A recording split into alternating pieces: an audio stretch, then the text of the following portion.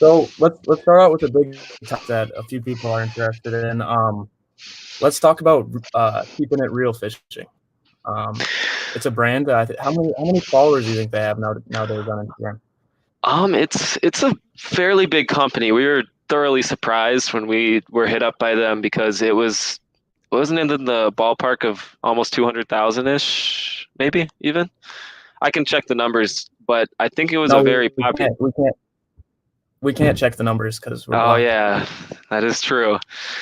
We had a little scuffle with them over partnership of sorts that kind of fell through, but obviously it's not just a one-sided problem. We could have done things better, I think, but ultimately I think it was it was the tone of a company with that many followers and that big of a platform that surprised us and how unprofessional it was. I mean, it wasn't just it wasn't just like unexpected. It was ridiculous the way that they handled the situation. So we get a DM. I don't even know the month. Probably late July, right? Would you say? Yeah, it was later in the summer, right as the videos were kind of winding down.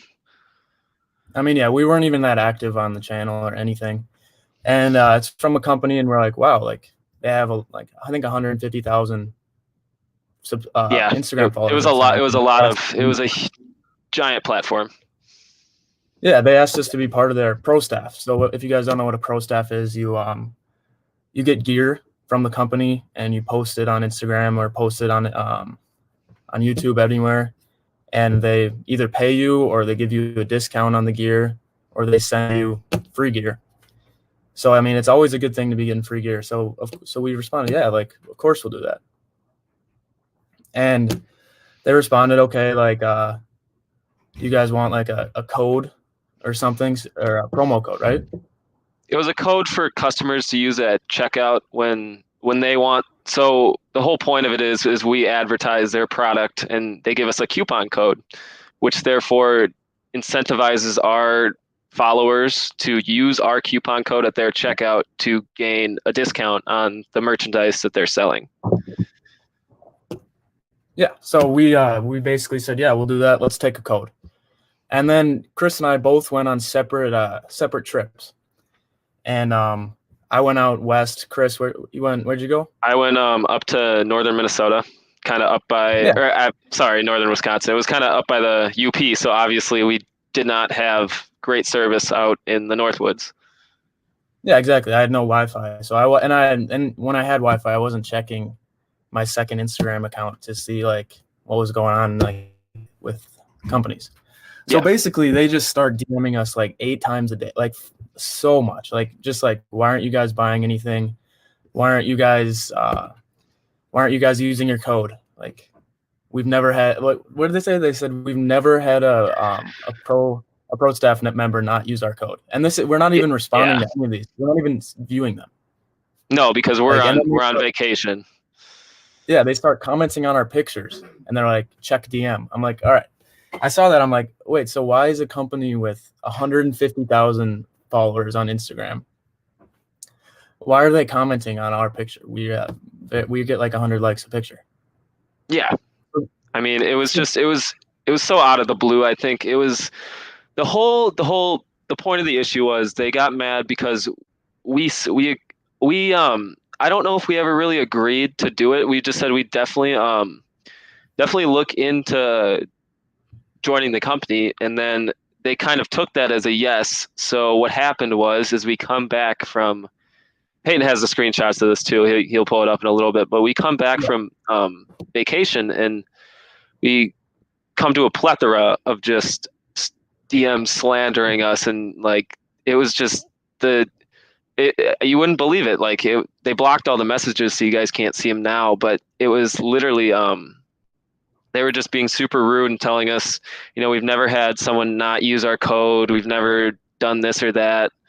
And it was just like we never agreed to anything. And I want to say it was a misunderstanding, but they took it a step too far for it to be a misunderstanding. Yeah. So like it just seemed like they were acting like we signed a contract with them that we were going to buy stuff from their company. And then when we didn't, they were, I guess that maybe they're running out of money, or I don't know. They needed us to buy something so badly that they were going at us like that. Exactly. And yeah, it was just very, very immature. But I'll show you guys what the messages are looking like here. So we tried to keep it civil, and I mean, we tried to we just tried to send nice messages and just try to get out of this situation, because obviously at this point, being yelled at for 20 minutes straight on DMs, we're not going to want to join the company. Like, obviously that's not a beneficial relationship for anybody. But here's some of the commentary. I mean, and what you're looking at, it looks like we're commenting to a blank screen, but there was, I promise you, there was messages from them.